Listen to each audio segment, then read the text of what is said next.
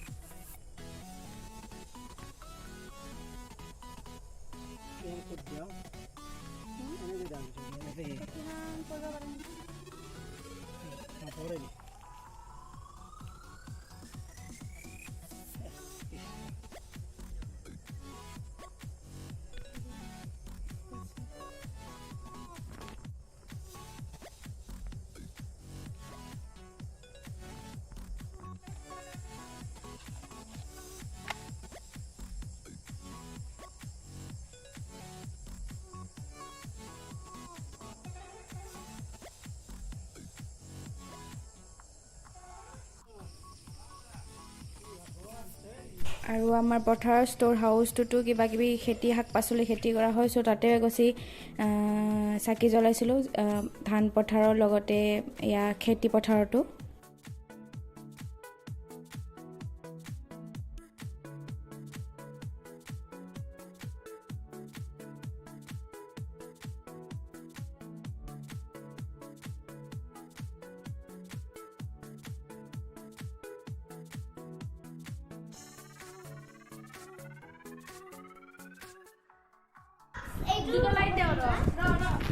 So, katibihu আটাইতকৈ important বস্তু মানে গাঁৱত কি আপোনালোকে ৰবাব টেঙা খাব আপোনালোকে কোৱা ৰবাব টেঙা দুষ্প্ৰাপ্য হৈ গৈছে পাবৰে নাই আমাৰতো ঘৰত নাপালোৱে মুন্নাহঁতৰ ঘৰত পাইছো আৰু তাৰ পৰা অলপ খাম কি দেখালো কি কিবা ভাবিছে কিবা খাইছে মটা ফুলমোৰ ফুলমোৰ